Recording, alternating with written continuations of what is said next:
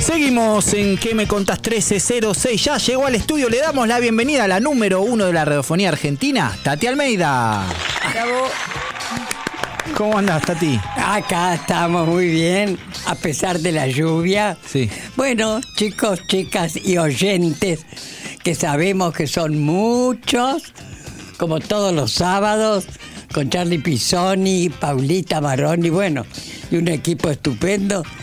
Acá estamos con nuestro programa ¿Qué me contás? ¿Qué me contás, Tati? Este programa le preguntamos a nuestros oyentes cuál es el programa de radio preferido de sus vidas. Y tenemos un montón de mensajes. Nos fueron diciendo de Dolina, Víctor Hugo, Héctor Larrea. Sí, pero ni un Martín Fierro. Para vos. Para ustedes, no. ¿Y cuál es tu programa preferido de radio? El que recordás que escuchabas o que te marcó una época. ¿Hay alguno que vos prendías y te gustaba escuchar siempre? Claro, en general muchos, muchos. Sí.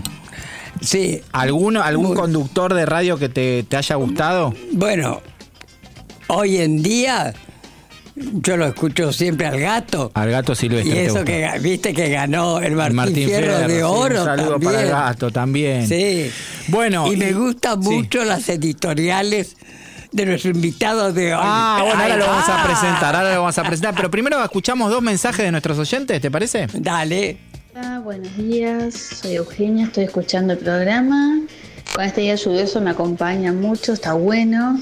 Y mi programa favorito es, yo escuchaba mucho La Nata, Magdalena también, y me encantaba el pase que hacían. Así que bueno, ese es mi recuerdo. Y había otros programas de radio, pero lo más principal era, yo escuchaba el de La Nata, el de radio, y los veía en el programa de televisión los domingos. Bueno, buen programa, gracias por la compañía. Gracias. Sí, era hora 25, me parece, el programa que lo mencionamos anteriormente en la Rock and Pop. Era buenísimo ese programa. Y el programa el domingo era Día D, me imagino, sí, ¿no? Es cierto. Es ¿Otro más? ¿Escuchamos? Hola, buenos días. ¿Qué tal? ¿Cómo le va? Soy Andrés, el gaucho de Cacharí, provincia de Buenos Aires. Lo estoy escuchando, muy lindo el programa, con 750.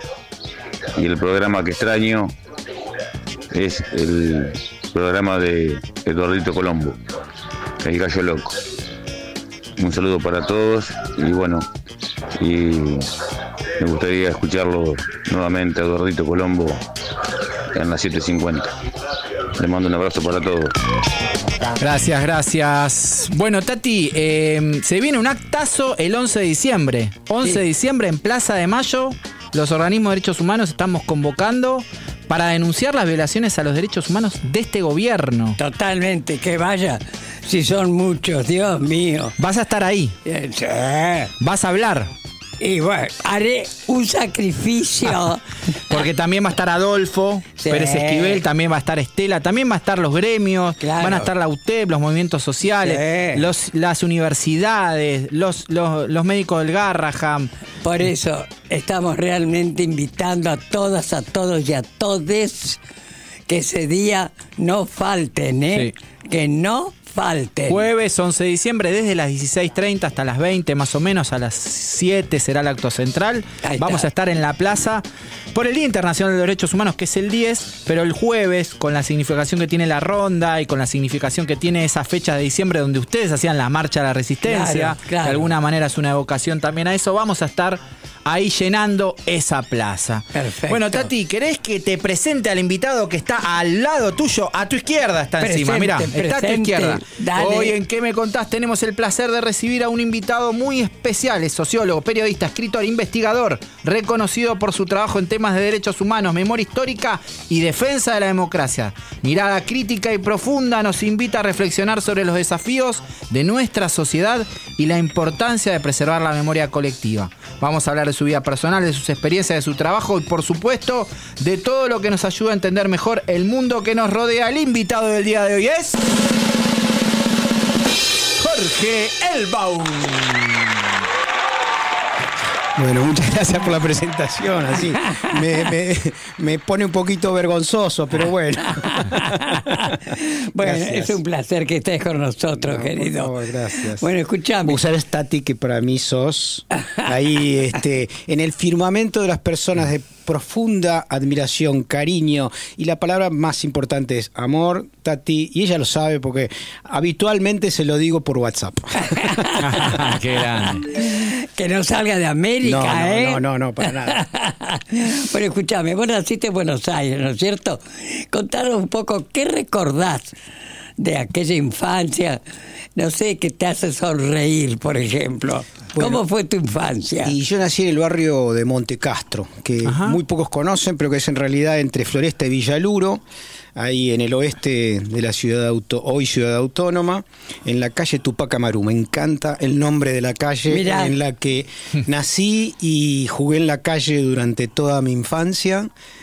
Tupac Amaru 1026. Las que viven ahí, se sienten de Floresta, de Flores, de la Paternal, ¿cómo? Porque Monte Castro es como el de Villa Santa Rita, que Sí. ¿de qué barrio sos? Sí. ¿Cómo? La verdad es que cuando en la infancia nosotros decíamos o bien Floresta, digamos, Sí. o bien Villaluro. Muchos hinchas de Vélez por esa zona, pero yo hincha de Boca desde pibe, igual que mi hermano ¿sí? mayor, efectivamente. Bueno, y creciste en una familia de origen judío. ¿Qué recuerdos tenés de esa casa que te marcaron? Digamos, ¿cuáles son las tradiciones familiares de la familia que te recordás? Una familia judía laica, con un compromiso muy fuerte con la lucha antifascista, heredera de familiares asesinados en los campos de exterminio en Auschwitz, en Birkenau. Gran parte de los hermanos de mis abuelos fueron asesinados ahí, así que ese componente de la lucha antifascista fue lo que atravesó toda mi vida y permanece hoy y me acompañará hasta mi muerte. Y eso es el legado probablemente más maravilloso que me dejaron mis viejos, la lucha contra la derecha, contra toda forma de opresión, de discriminación, y que eso implica hoy, por supuesto, ser solidario con las víctimas de Palestina, ¿no? Con Eso. aquellos que están sufriendo, obviamente, en nombre de un Estado genocida, hay que decirlo, por supuesto, que no tiene nada que ver con las enseñanzas que yo y muchos recibimos de lo que es el judaísmo, que estuvo vinculado con una tradición progresista, comprometida con los derechos humanos, comprometido obviamente en la lucha contra las distintas formas de opresión y específicamente de la derecha. Vos sabés que nuestro querido Hugo, que es el tachero que nos lleva y nos trae, ¿no? Me dijo que te preguntara, que justamente también lo iba a hacer. ¿Vos qué opinás que la comunidad judía apoye a este gobierno y en su momento a los genocidas? ¿Qué me contás? Bueno, en principio la colectividad judía es heterogénea igual que la católica. Yo siempre doy un ejemplo provocador, ¿no? Si uno piensa en los católicos puede pensar en el Opus Dei, que suelen ser bastante fascistas, o puede pensar en los curas en opción por los pobres. Bueno, yo me siento hermanado con los segundos, y el Opus Dei siempre estuvo en la vereda de enfrente de mi visión del mundo. Y eso pasa con los judíos también. Uno puede ver, qué sé yo, en la Argentina está lleno de integrantes o descendientes de la comunidad judía que obviamente están en las antípodas del modelo, y pienso desde las tradiciones políticas, sobre todo, por ejemplo, mis compañeros y hermanos desaparecidos de los 30.000, 1.800, según registros, incluso dentro de los distintos informes, eran de origen judío, efectivamente, y que son un porcentaje enorme respecto a lo que eran los judíos en la Argentina. Si uno piensa, en los años 70, los judíos aproximadamente eran el 0,5% de la sociedad, y sin embargo casi el 8% de todos los desaparecidos son judíos. Pienso, por supuesto, en infinidad, pero no dejo de pensar siempre con un nombre que es Marquitos Osatinsky, un integrante de la FARC, a quien, por quien he escrito bastante, por él, por sus hijos, sus dos hijos desaparecidos, uno de 15 años, y Osi. La realidad es que la DAIA y la AMIA le han hecho creer a la sociedad que toda la colectividad judía está con Milei.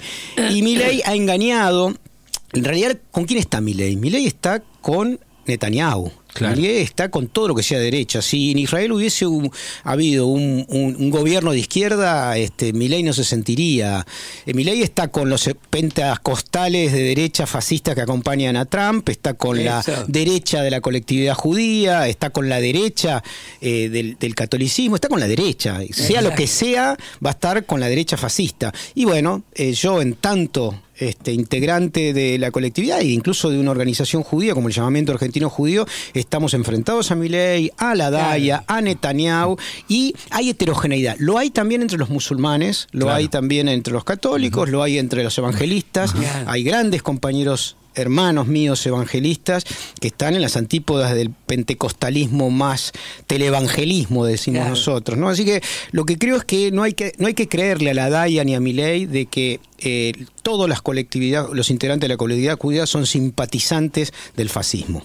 Y ya que hiciste esta gran diferenciación dentro de la colectividad judía, ¿nos puedes explicar la diferencia entre ser sionista o ser antisionista y ser antisemita? Digamos, ¿no? Sí, porque es muy importante Vanina Biasi fue procesada por cuestionar el sionismo, no por ser antisemita, ¿no? Entonces, ¿me podés más o menos...? Bueno, la paradoja es que en el caso de Vanina, quien conozco hace casi 35 años, porque fuimos compañeros en la Facultad de Ciencias Sociales muchos años, yo sigo siendo profesor ahí, y Vanina era no docente de esa universidad, y he hablado bastante sobre este tema con ella y me he solidarizado. Hay que explicar lo siguiente. Una cosa es... De hecho, la palabra antisemita es una palabra complicada porque semitas son los árabes y los judíos. ¿Cómo? Claro, los semitas son tanto árabes como judíos. Somos semitas. Semitas y por el idioma en realidad, que es un idioma semita. El árabe y el hebreo y el arameo, que es el árabe el hebreo antiguo, es un idioma semita. Los árabes son judíos. Si uno dice antisemita, en su significación real sería ser antiárabe y antijudío. Claro. Entonces, primero no solamente antijudío. Exacto. Primero hay que aclarar eso. Entonces, la palabra, digamos, más adecuada para referirse a una sensación de enemistad o de desprecio a los judíos sería judeofobia. Que es realmente el término fue inventado, el término antisemita fue inventado en Europa en el siglo XIX para referirse a los judíos, pero es un término equívoco. Claro. Entonces, primer tema respecto a lo judío y lo semita. Entonces, se puede ser, judeófobo o islamófobo, digamos. Hay mucha gente, sobre todo ahora está de moda la islamofobia, es decir,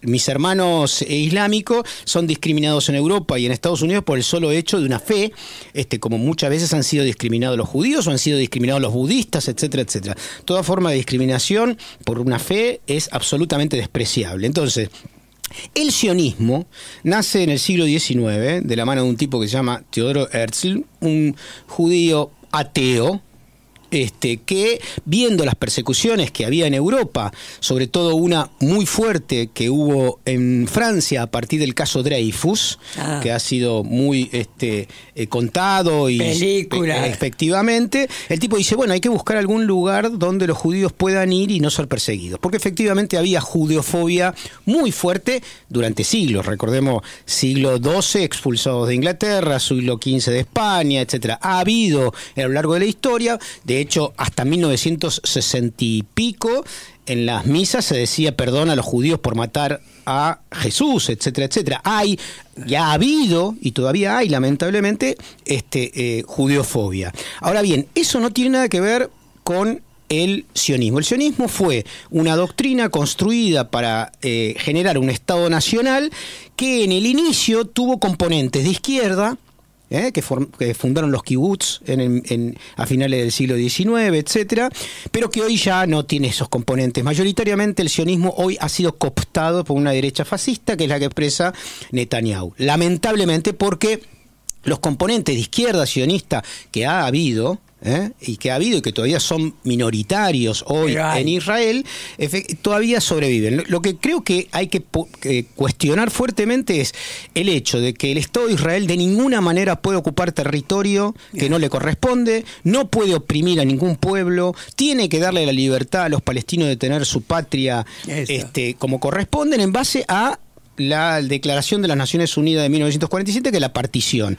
Ahí hay muchas discusiones, pero un tema clave es, que es el que suscribimos del llamamiento de argentinos judíos, es 2 países para 2 pueblos, basta de opresión, basta de apartheid, basta de persecución a los palestinos, basta de discriminación al mundo árabe por parte de este sionismo de derecha fascista, y creo que hay que ser claro con eso. Y todos aquellos que repudiamos el posicionamiento de genocida de Netanyahu, de crímenes de lesa humanidad, no podemos ser tildados de antisemitas.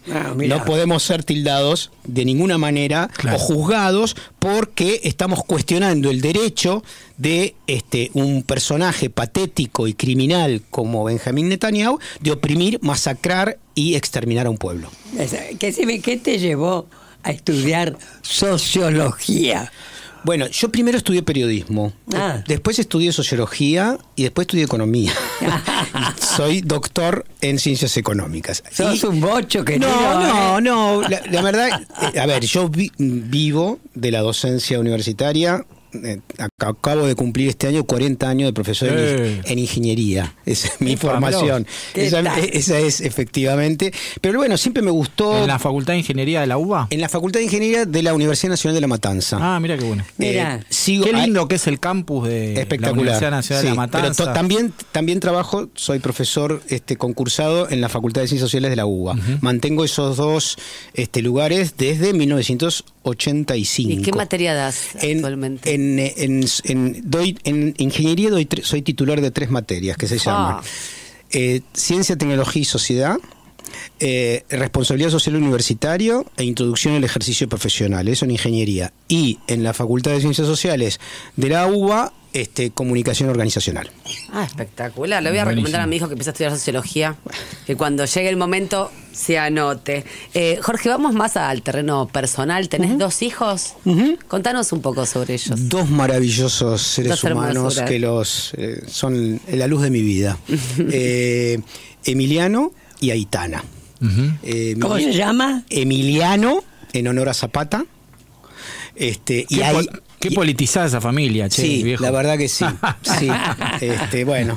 Aitana. Aitana es un nombre vasco, claro, efectivamente. De los míos. Efectivamente, y tiene como 2 acepciones. Una que es una montaña, que Rafael Alberti vio por última vez antes de venirse al exilio acá a la Argentina, la montaña de Aitana. Y en vasco, su traducción sería la del padre. Claro, hay preferencia. Bueno, Tati, vos tenés Aitor. Claro. Vos en tu familia tenés un Aitor también. Aitor, claro, que también es vasco. Debe ser el masculino de Aitana, muy probablemente. Eso, sí. Muy probablemente. Y bueno, ambos ya son grandes, viven con autonomía. Mi hijo terminó en la UBA. ¿Qué edad tienen hoy? Emiliano tiene 31 años, es licenciado en Administración de la UBA. Terminó periodismo deportivo y ahora está estudiando. Como el padre. Y ahora está estudiando otra carrera. Sí. ¿Y la hija? Mi hija Aitana ¿Qué edad? Tiene 26 años. Está terminando en arquitectura la licenciatura en imagen y sonido. En la FADU. En la FADU, y hace teatro y es una genia en todo lo que tiene que ver con comunicación, imagen y redes sociales y todo eso, y me maneja todo. Es la que hace la tarea esa. Qué grande. Bueno, Tati, aquí el invitado elige la música. Exacto. ¿Sabes a quién eligió? A Zambayoni. ¿Lo conoces? No Zamballón, Zambayoni. Zamballón conozco. No, Zambayoni, ¿lo conoces? Bueno, que nos cuente Jorge quién es. Contanos. Diego Perdomo.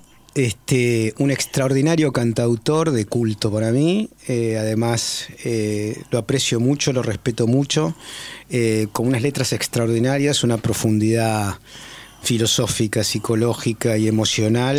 Y bueno, elegí uno de los temas que es la canción de la esperanza y que los invito a escuchar porque van a entender este prólogo que hice de Zambayoni, que es Diego Perdomo.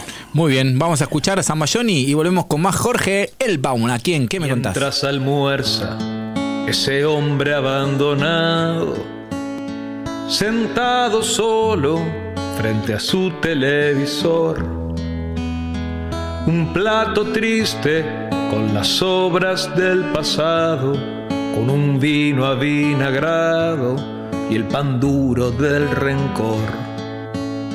Sus enemigos están muy equivocados si piensan todavía que se rindió. Mientras observa ese hombre encadenado, los paredones hasta el sol de la prisión, tan inocente como un brote de verano, dolorido y asustado, condenado en un rincón. Sus enemigos están muy equivocados si piensan todavía que se rindió. No necesito que me quieras, no necesito tu perdón. Camino solo esta vereda, cambio y fuera mi Señor. Mientras dispara ese hombre acorralado el último cartucho de su cargador, en un segundo no valdrá ni 10 centavos, en el medio del pantano y a merced del matador. Sus enemigos están muy equivocados si piensan todavía que se rindió. Todos los sábados, ¿qué me contás? Hasta las 14, por las 7:50. Una señal. Del 24 al 30 de noviembre, Trapal, tu mayorista amigo, te trae las mejores ofertas. Jabón en polvo ala baja espuma, Mañana de Sol Eco lavado por 400 gramos, 799. Detergente Odex Ultra Limón por 500 mililitros, 1349. Tu mayorista amigo. Encontrá estos y otros superprecios en nuestras redes sociales. Línea para atención al comerciante Trapal, 011 6458 0789. Este sábado, fútbol por las 7:50. 21:30. Central Córdoba de Santiago del Estero. Estudiantes de La Plata. Relatores por las 7:50. ¿Ya conocés la UMED? Podés estudiar abogacía, economía, informática, farmacia, turismo y 10 carreras más en modo presencial y a distancia. Cuotas populares y becas. Inscribite y cumplí tu sueño de tener un título universitario. Más información en umed.edu.ar. Una señal. ¿Qué me contás? El programa de entrevistas todas las semanas. Una historia para guardar.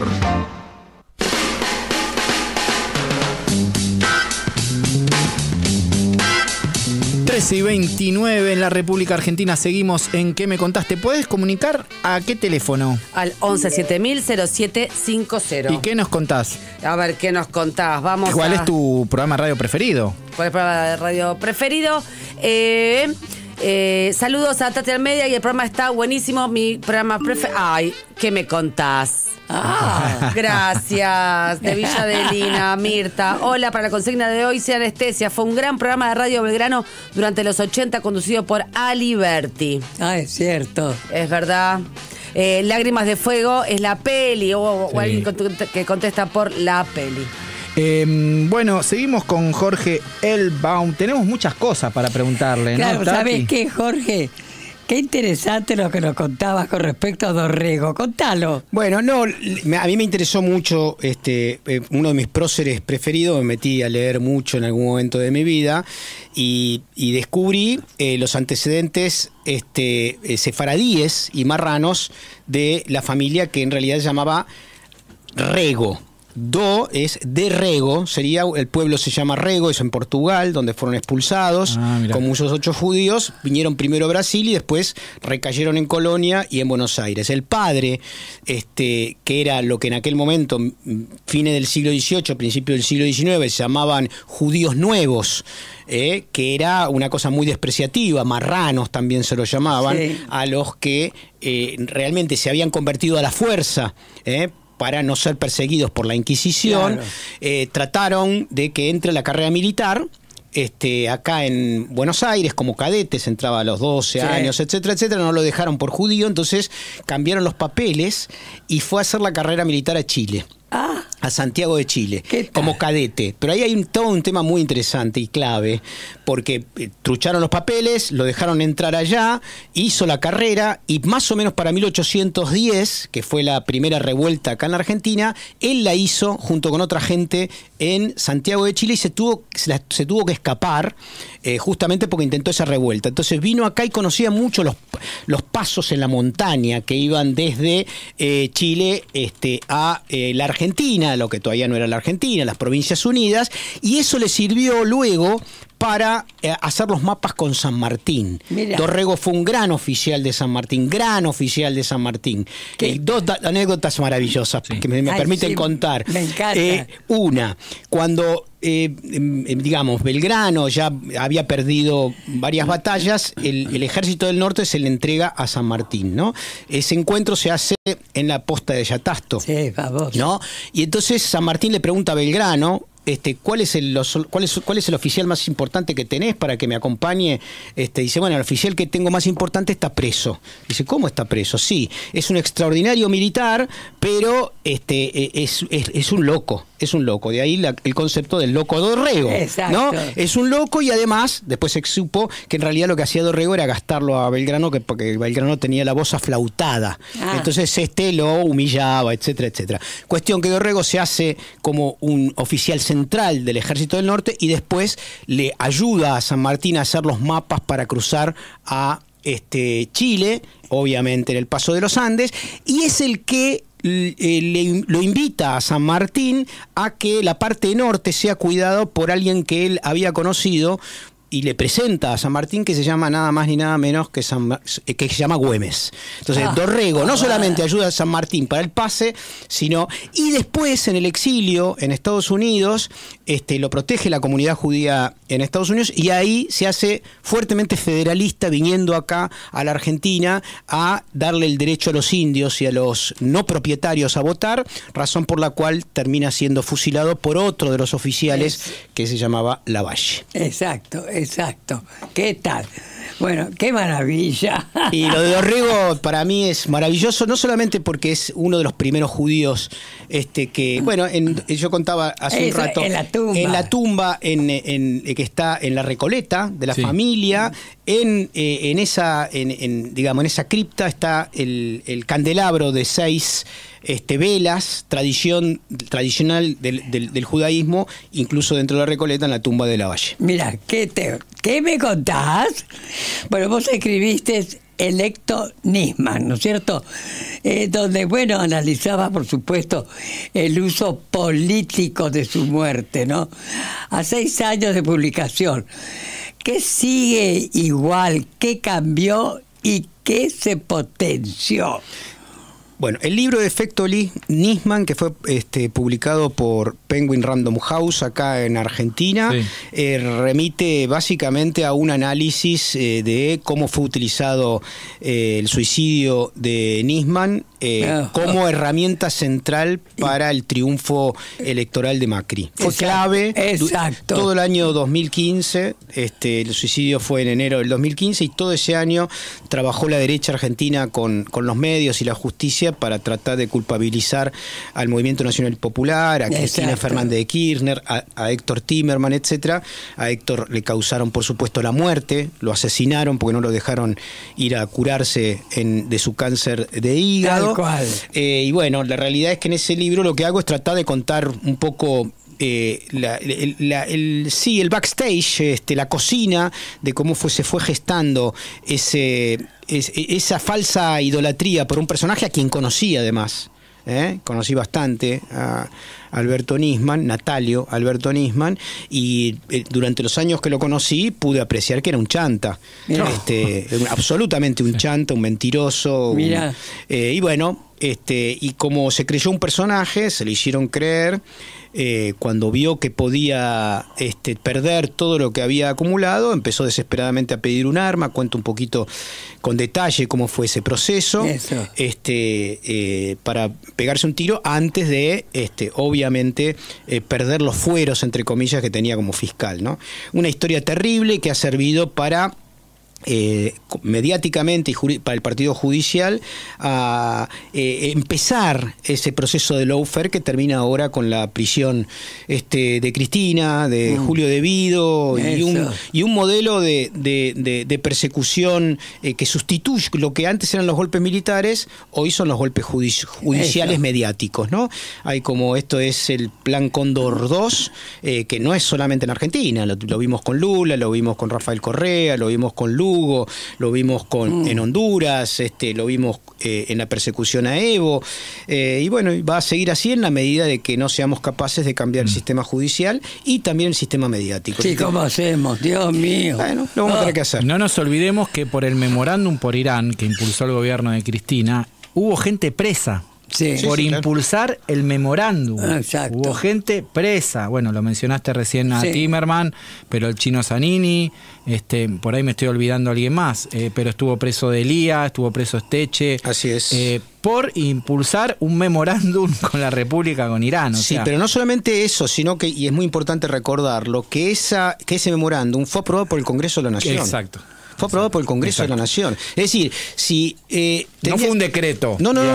Fue aprobado por mayoría de ambas cámaras y nadie, vergonzosamente, tuvo el tupé de preguntarle a un derecho constitucional de aprobar una ley. Bueno, lo estamos viendo ahora, cuando el actual presidente con protección judicial se niega a aceptar las leyes aprobadas por 2/3 de la Cámara y la justicia mira para otro lado. Claro. Esto es un golpe constitucional, es una violación de la Constitución argentina. Sin embargo, los jueces están tomando mate en algún lado mientras estas violaciones de la Carta Magna se suceden.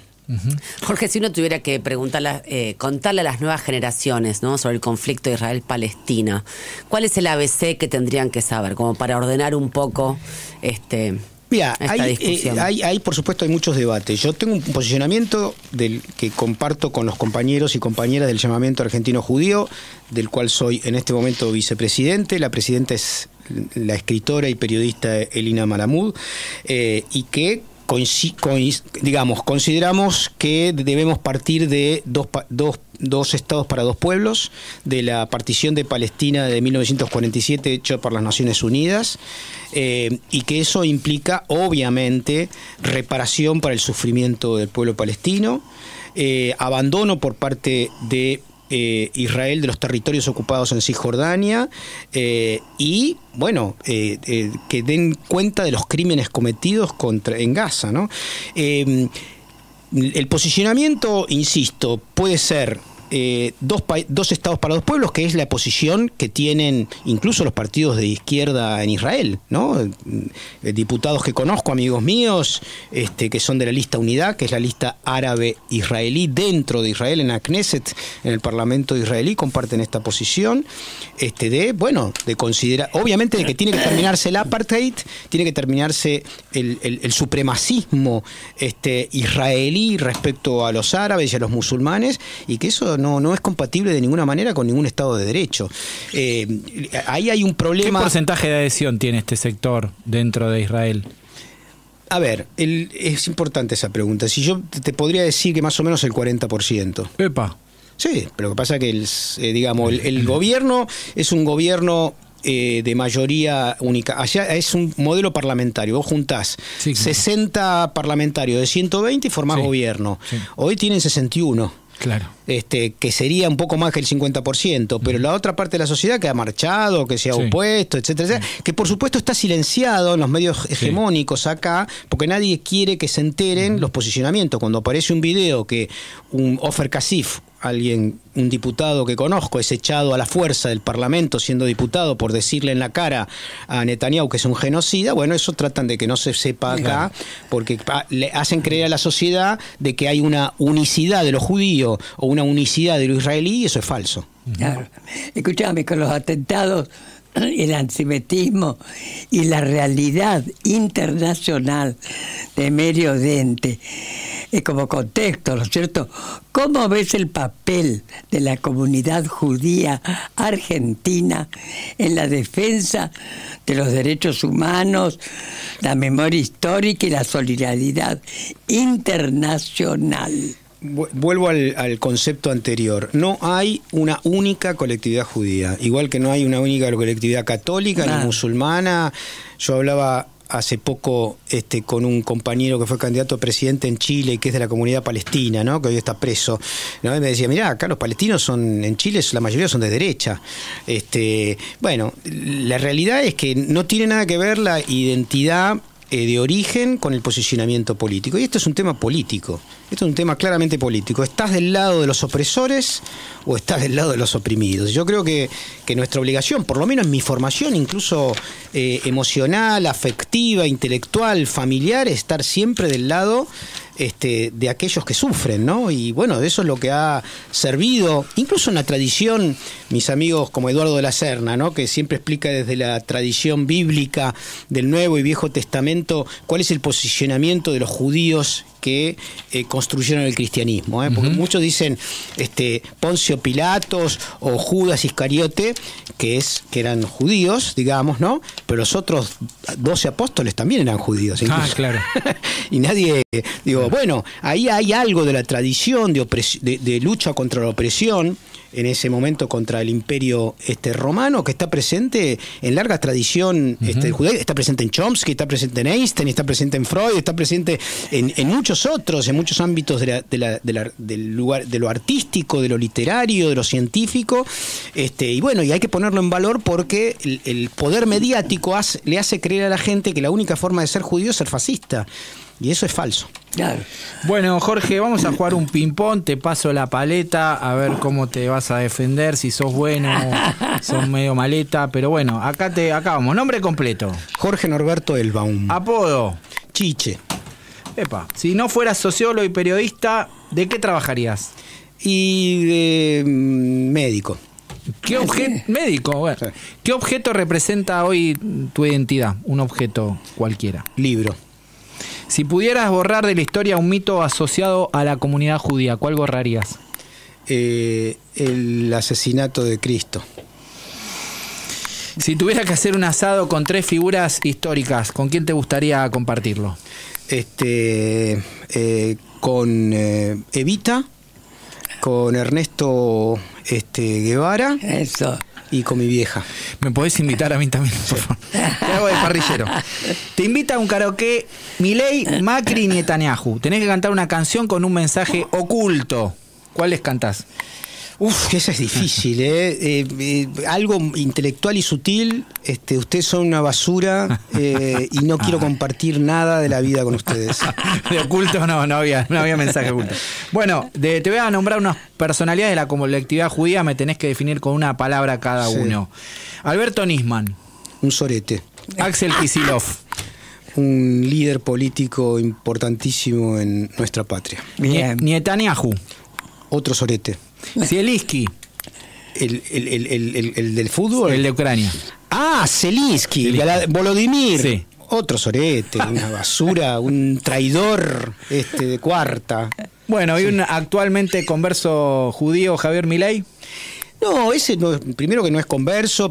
En cualquier tradición judía que busques, incluso en la laica, para ser judío en principio hay que estudiar una cantidad y también tener que hacerte el bris. No creo que sea capaz de ninguna de las dos cosas. Bueno, ¿qué título le pondrías a la nota de tu vida? Algo de una canción que viene después de Silvio Rodríguez que se llama El Necio. Buenísima. Bueno, hablando de música, vamos a escuchar música. No, Silvio Rodríguez. No, vamos a escuchar, no te lo puedo decir, de Liliana Felipe. Así es. ¿Por qué elegiste ese tema? Porque ese tema remite a todo lo que podemos imaginar, construir, inventar y crear. A mí me gusta mucho la literatura, específicamente la poesía, escribo poesía bastante. ¿Has publicado alguna? Sí, he publicado y próximamente sale un libro. Avisá, ¿eh? Sí, por supuesto. La semana pasada saqué un libro que se llama Fachósfera, geopolítica el desastre, una cosa así, que salió por Milena Cacerola, una editorial. Pero poesía... ¿Nos podés traer alguno para regalar a la Yentada? ¿Cómo no? Dale. Por supuesto que sí. Ahí está. Pero digo, lo que más me interesa en el fondo es la poesía en términos artísticos y creativos, y yo creo que este tema de Liliana Felipe habla de eso, de todo lo que puede decir la poesía. Buenísimo, lo escuchamos. No te lo puedo decir porque no tiene sentido. No te lo puedo decir porque tú sabes que yo sé que ya lo sabes. No tiene tiempo, no se detiene, no se contrata, no se distribuye, no es inyectable, no se chupa, no idiotiza, no está en el súper, no se mete, no suaviza, no tiene precio, no está en la bolsa, no son los choros del Banco de Galicia, no es compatriota de nadie, no va a misa, no es un aborto que el Papa canoniza. Es enemigo del gobierno y los poderes, es un brillante ritual frente al vacío, es una cosa extraordinaria de la vida que es. No te lo puedo decir, no te lo puedo decir, porque no tiene sentido.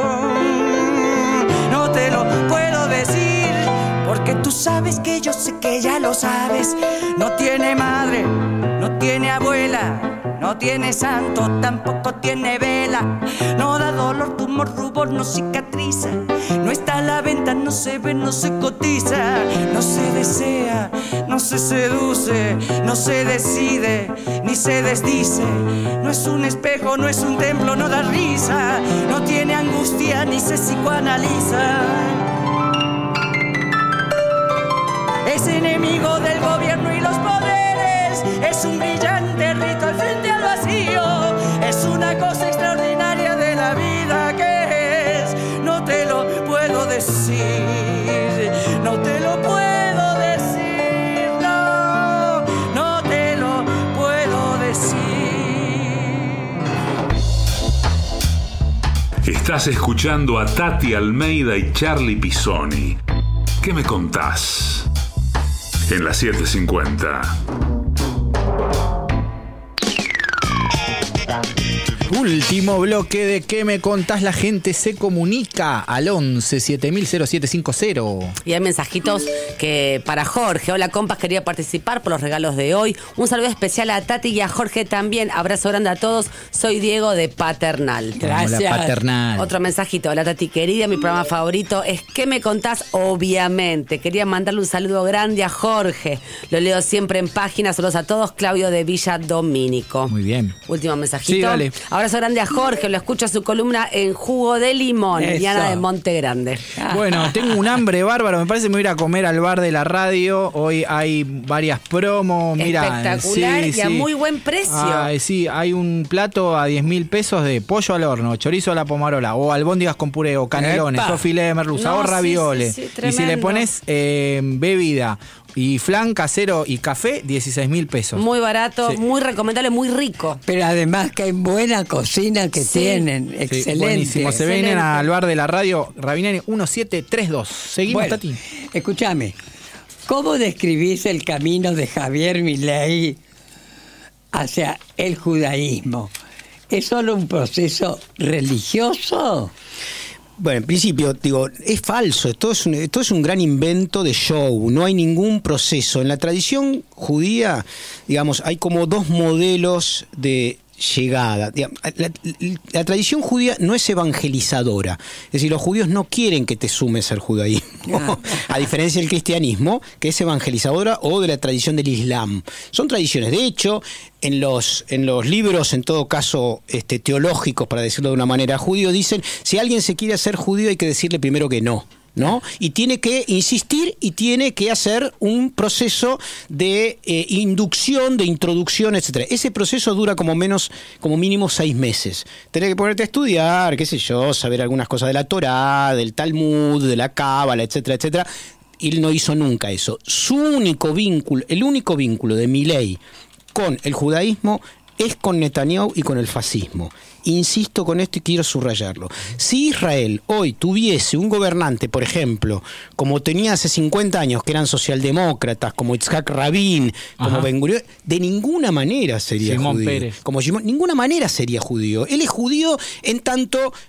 básicamente la representación que está tirando Israel hacia el mundo es el fascismo. Entonces él es fascista y podría ser fascista musulmán si hubiese un musulmán fascista, que no lo hay. Claro. Enhorabuena, ¿no? Claro. Y si no tiene ningún problema, él se asocia a Bolsonaro, que es evangelista, y la semana pasada hace un mes estuvo con los evangelistas en la Casa Rosada, que son los fascistas televangelistas. Mirá. Nunca estaría con los curas en Opción por los Pobres. Enhorabuena. Porque en realidad defienden básicamente a aquellos que son los que sufren, los oprimidos, los más vulnerables, los desposeídos. Es justamente lo contrario de Milei. Claro. Total. Bueno, fuiste director de la DAIA hasta el 2011, ¿es así? Sí.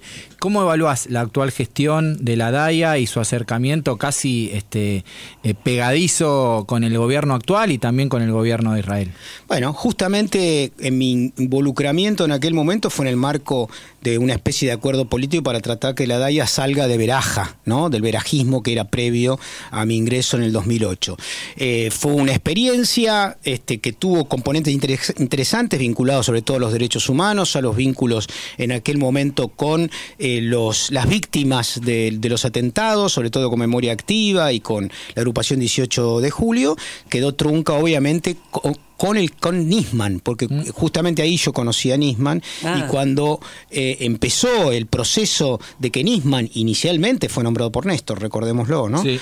Empezó a derivarse e irse hacia el sector de lo que era el macrismo en aquel momento. Obviamente me echaron en ese momento, enhorabuena, y quedó en exposición de que volvieron a esa lógica de Veraja, que fue socia de Macri en su momento y que luego terminó siendo de Menem en su momento, que luego terminó siendo socio de Macri y hoy de Milei.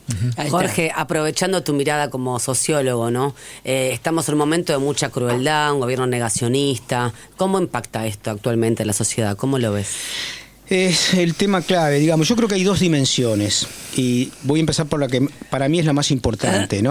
La crueldad fascista, nazi, falangista, lo que busca básicamente es quebrar moralmente a las grandes mayorías y a los trabajadores. Es decir, deprimir, ¿no? Buscar una derrota de la subjetividad. La crueldad tiene como único objetivo a generar la desesperación en los más desposeídos. Entonces, lo primero que tenemos que hacer frente a ese mecanismo, ese dispositivo utilizado históricamente por los sectores reaccionarios, es no permitirle que nos depriman, ¿no? Es reivindicar la alegría, reivindicar la vida, reivindicar nuestra historia, reivindicar a las madres de Plaza de Mayo, reivindicar todo lo que tenemos de maravilla y en el cuerpo social histórico de nuestro país y nuestras luchas y nuestras victorias. Incluso reivindicar también nuestras derrotas y aquellos que pelearon por una vida digna en nuestra patria. Exacto. Es decir, eso es lo más importante. No permitir que esa crueldad que además vocalizan nos atraviese y nos deje en todo caso separados, divididos, enojados y en luchas fratricidas. Porque es uno de los mecanismos, y acá cito a un filósofo argentino para mí muy importante, que es Carlos Carela, que era actor. Cuando los compañeros se olvidan del enemigo, empiezan a pelear entre ellos. Entonces, digo, lo primero, el más importante es eso. Ahora, lo segundo es construir poder popular, hermandad, fraternidad, programas, proyectos, y tratar de tener en cuenta siempre quién es el enemigo. Cuando uno olvida el enemigo, se confunde. Se confunde. El enemigo es Estados Unidos, el enemigo es imperialismo, el enemigo es Milei, el enemigo es la derecha de nuestro país, el enemigo es la oligarquía, el enemigo son todos los sectores que buscan básicamente generar sociedades verticales de opresión que generen discriminación, racismo, resentimiento, odio. Nosotros tenemos que reivindicar aquello que construye mayorías, y para eso obviamente tenemos que tener claro quién es nuestro enemigo. Cuando perdemos de vista eso, empezamos a equivocarnos. Por supuesto que esa crueldad que hoy están ejerciendo está directamente relacionada a nuestra derrota, y hay que decirlo también. Bien. El último gobierno popular ha sido un desastre, que fue el de Alberto Fernández. Entonces nosotros hemos dejado un espacio. Bueno, nos equivocamos, muchachos, vamos de nuevo. Claro. Vamos de nuevo y tenemos que superar eso. Igual, quiero ser justo también con nuestro pasado reciente. Alberto Fernández al lado de Milei, no sé, Lev Davidovich Bronstein, ¿no? Alias Trotsky, qué sé yo. Lo que quiero decir es que, más allá de eso, bueno, creo que hay que aprender de los errores y hay que construir una nueva mayoría popular para el soberanista. Tenemos que recuperar el tema del amor a nuestro país, a nuestro cielo, a nuestro suelo, a nuestra gente, y dar la pelea. Estoy convencido, no hay ninguna duda, porque uno conoce la historia, y yo como sociólogo me dedico, entre otras cosas, a entender los procesos históricos. Esto pasó ya. Esto pasó, incluso pasó peor, pasó infinitamente peor, y las madres lo han superado. Bueno, así que nosotros también lo vamos a superar. Eso hay que grabárselo, que la única lucha que se pierde es la que se abandona. Así es. Bueno, estamos llegando al final de nuestro programa. ¿Te sentiste cómodo? Absolutamente. Me encantó estar con vos, Tati, con Charlie, con la compañera. La verdad, contento de estar con ustedes y muy agradecido por la invitación. Además, querido, sos un libro abierto. Sí, muy interesante. Escúchame, cuando termine el programa, al invitado le pedimos que nos cuente una anécdota, que tendrás muchas desde ya. ¿Qué me contás? Bueno, voy a contar una un poco distinta a todo lo que venimos hablando. Yo tenía 13 años y era miembro de la selección argentina de lucha. Y era campeón argentino de lucha en aquel momento. Y fui al campeonato mundial en Perú en 1974. En julio falleció Juan Domingo Perón. Yo estaba ahí con el brazalote negro. Luché y salí tercero en el campeonato del mundo en 1974. Fue un momento, obviamente, mientras yo estaba... ¿Eras peronista? No. No, vengo de una familia de izquierda, digamos. Con ese brazalete negro. Sí, pero bueno, pero en aquel momento, por supuesto, la muerte de Perón fue un quiebre para todos los que estábamos en ese momento en la selección argentina, que estábamos en Perú. Y bueno, y obviamente Perón expresaba la liberación nacional. Yo venía de una familia más de izquierda, digamos, pero no antiperonista de ninguna manera. Y bueno, fue un momento ambivalente, y esa es la anécdota a lo mejor que me viene a la memoria ahora para compartir. Bueno, Jorge, te agradecemos muchísimo. Este programa te da regalitos. Mirá esta remera para que marches el 24 que te regala Tati. Y que nos mandan nuestros amigos de Resiste Remeras. Qué lindo. Así que para marchar el 24, remeras. Con mensaje y hermosa con el pañuelo de las madres. Tati, nos estamos yendo. Así es. Bueno, los esperamos el próximo sábado, como siempre, en las 7:50, de 12 a 14 horas, con nuestro programa ¿Qué me contás? ¿Qué me contás? Pero pará, porque hay ganadores de los premios. Hay ganadores. Primero, un saludito a Beatriz de Caballito. Y ahí vamos con los ganadores. Churros al Topo está vacante. Parece ser que nadie acertó. Otro Churros al Topo, Marcela de Villa Crespo, Somos Secas, Mercedes de Bernal, Teatro Toc Toc, Ana de Ramos Mejía, Libro de CFK, Mensajes y Cartas Militantes, Editorial de Octubre, Daniela de Villa Pueyrredón. Buenísimo, el programa lo hicieron Alan Rodas y Agustín Rodríguez, la operación técnica en las redes, Lucila Rojas, en la producción, Belén Nazar, Caro Ávila, Fede Pasos y Lalo Recanatini. Se viene Autopistas del Sur, Tati. Nosotros nos vemos el sábado que viene y el el jueves 11 en la Plaza de Mayo. Ahí está. Dale. Exactamente.